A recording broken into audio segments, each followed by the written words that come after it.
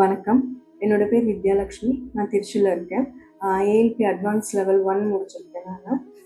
ஏஎல்பிக்கு வரதுக்கு முன்னாடி ஆ லைஃப்ல ஏதோ ஒரு விஷயத்துல ஸ்டக் ஆகி நிக்கும்போது, ஜோதிடர்கள தான் வந்து நான் போய் பார்ப்பேன். நெக்ஸ்ட் என்ன பண்ணலாம் அப்படின்னு சொல்லிட்டு. அவங்க சில பரிகாரங்கள்லாம் சொல்லுவாங்க. ஸோ இந்த மாதிரி தான் போயிட்டு இருந்துச்சு. அப்படி பார்க்கும்போது தான் வந்து பிஹைண்ட் வுட்ல சாரோட ஸ்பீச் நான் ஒரு நாள் கேட்டேன். அதில் என்ன சொன்னாங்கன்னா, நமக்கு ஒரு ப்ராப்ளம் இருக்குது அப்படின்னா அதுக்கு பரிகாரம் செய்கிறதுல பிரயோஜனம் கிடையாது, அதுக்கான சொல்யூஷன் தான் தேடணும் அப்படின்னு சொல்லிட்டு சொன்னாங்க. ஸோ நான் அப்படி பார்க்கும்போது ஒரு எக்ஸாம்பிள் சொன்னாங்க வந்து, ஒரு இடத்துல கடன் வாங்கக்கூடிய அமைப்பு இருக்கும்போது உங்களுக்கு ஜாதகத்தில் நீங்கள் வந்து அந்த இடத்துல பரிகாரம் செய்கிறதுனால பிரயோஜனம் கிடையாது. அதுக்கு பதிலாக வந்து நிறைய பெரிய கடனாக போகாமல் சின்ன கடனாக அதை அந்த பரிகாரம் மாதிரி பண்ணிக்கலாம் அப்படிங்கிற மாதிரி சொன்னாங்க. அது கேட்கும்போது ஆமாம் கரெக்டாக தானே இருக்குது அப்படிங்கிற மாதிரி தோணுச்சு. சரி நம்ம ஏஎல்பிலேயும் நமக்கு பலன் கேட்கலாங்க அப்படின்னு சொல்லிட்டு தான் நான் அவங்களோட ஆஃபீஸ் வந்து அப்ரோச் பண்ணோம்.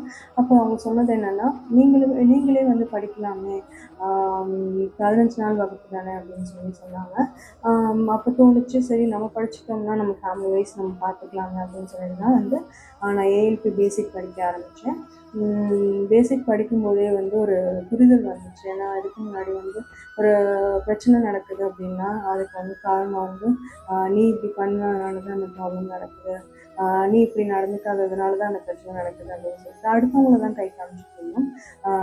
இப்போ வந்து ஏஎல்பி படிக்க ஆரம்பித்ததுலேருந்து என்ன புரிதல் வந்துச்சுன்னா, நமக்கு நல்லது நடந்தாலும் சரி கெட்டது நடந்தாலும் சரி யாரும் காரணம் கிடையாது, அது ஜாதகரே தான் காரணம் அப்படிங்கிற மாதிரி தான் வந்து எனக்கு அந்த புரிதல் இருந்துச்சு. நம்ம கர்ம வினைக்கு ஏற்ப நம்மளோட கிரக நிலைகள் வந்து அமைஞ்சிருக்கும். ஸோ அதன்படி தான் வந்து எல்லாமே நடக்குதுங்கிறத நான் புரிஞ்சுக்கிட்டேன். இப்போ பிளைண்டாக வந்து ஒரு ஜாதகம் வருது அப்படின்னா அதில் எதுவுமே சொல்லாமல் தான் எனக்கு ஒரு தடவை கொடுத்தாங்க.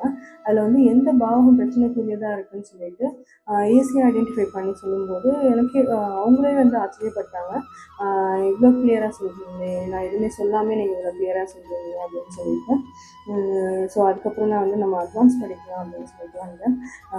அட்வான்ஸ் படிக்கும்போது பார்த்திங்கன்னா இப்போ வந்து ஒரு இந்த டேட்லேருந்து இந்த டேட் வரைக்கும் இந்த பிரச்சனை இருக்குங்கிறத வந்து நம்மளால் புரிஞ்சுக்க முடியுது. இதில் ஒரு சாஃப்ட்வேர் கொடுத்துருப்பாங்க அட்வான்ஸ் லெவலில். அதை பார்த்து அதில் வந்து அந்த தேவையான டீட்டெயில்ஸ்லாம் வந்து கொடுக்கும்போது அதில் வந்து எந்த பாவகம் பிரச்சனைக்குரியதாக இருக்குது, எதனால பிரச்சனை இருக்குங்கிறத வந்து கிளியராக சொல்லிடுது. இப்போ வந்து ஒரு ஜாதகம் இருக்குன்னா அதில் 3 விதிகளை வந்து அப்ளை பண்ணுறாங்க. ஒன்று ஜாதக பிரச்சனையாக இருக்காங்க, இல்லை வந்து அந்த பாவகம் பிரச்சனையாக இருக்கா, இல்லை வெளியாள்கள்னால அந்த பிரச்சனை வருதா அப்படிங்கிறது வந்து நம்ம கிளியராக வந்து ஐடென்டிஃபை பண்ணிக்கலாம். ஸோ இந்த மாதிரி அட்வான்ஸ் லெவலில் வந்து இந்த மாதிரியான விஷயங்கள் சொல்லி கொடுத்தாங்க. இதில் வந்து எனக்கு ஒரு பெரிய ஐ ஓப்பனராக இருந்த ஒரு விஷயம் வந்து திருமண பொருத்தம் பார்க்கும்போது சாந்தகுமார் சார் வந்து ஒரு விஷயம் சொன்னாங்க. அதாவது 3ஆம் பாவகம் வந்து 3ஆம் பாவகத்தில் ஒரு குழந்தை வந்து என்ட்ரு ஆகும்போது தைரியம் இதெல்லாம் வந்து ஜாஸ்தியாக இருக்கும்.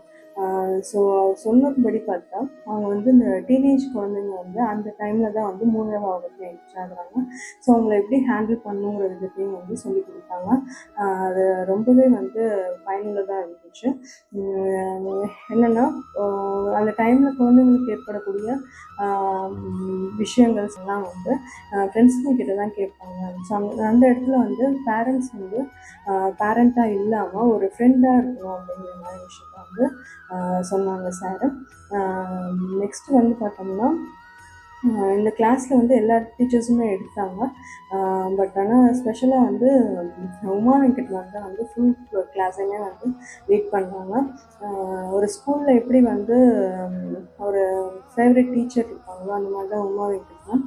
அவங்க வந்து ரொம்ப நல்லா எடுத்தாங்க கிளாஸு.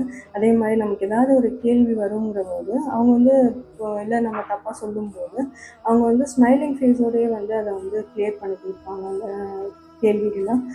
ஸோ அந்த விதத்தில் வந்து எனக்கு ஒரு ஃபேவரட் டீச்சராக தான் வந்து உமா வெங்கட் மேம் இருந்தாங்க. தேங்க்யூ மேம், நல்லபடியாக எங்கள் கிளாஸ் வந்து புரிய வச்சதுக்கு. அதுக்கப்புறம் வந்து எனக்கு கோச் வந்து குருந்தை ஜெனா சார் வந்து கொடுத்துருந்தாங்க. இப்போ ஒரு பில்டிங் இருக்குன்னா அதுக்கு வந்து பேஸ்மெண்ட் வந்து ஸ்ட்ராங்காக இருந்தால் தான் நம்மளால் வந்து அதை அடுத்தடுத்து கொண்டு போக முடியும். அந்த மாதிரியான ஒரு பேஸ் வந்து எனக்கு வந்து ரொம்ப ஸ்ட்ராங்காக போடுறதுக்கு ஹெல்ப் பண்ணது வந்து குழந்தை ஜனா சார் அவங்களுக்கு இந்த டைமில் தேங்க்ஸ் சொல்லிட்டேன். நெக்ஸ்ட் வந்து பொதுவுடைமைக்கு சாருக்கு என்னென்னா சாருக்கு பேருக்கு ஏற்ற மாதிரி இது வந்து பொது உடைமையாக்கி கொடுத்ததுக்கும். ஏன்னா எல்லாருமே வந்து ஏதோ ஒரு பிரச்சனையில் வந்து லாக் ஆகி தான் இருக்காங்க. அதுக்கான கீயை தான் வந்து நான் ஏஎல்பியை பார்க்குறேன். ஸோ இந்த மாதிரியான ஒரு அரிய விஷயத்த வந்து எல்லாருக்குமே கிடைக்கிற மாதிரி செஞ்ச பொதுவுடைமைக்கு சாருக்கு வந்து ஒரு பெரிய தேங்க்ஸ். இந்த மாதிரியான ஒரு விஷயத்த எனக்கு ஏற்படுத்தி கொடுத்த இந்த பிரபஞ்சத்துக்கும் வந்து என்னோட நன்றிகள். Thank you sir. ஜோதிடத்தின் பரிணாம வளர்ச்சி ALP ஜோதிடம் 15 நாட்களில் நீங்களும் ஜோதிடராகலாம்.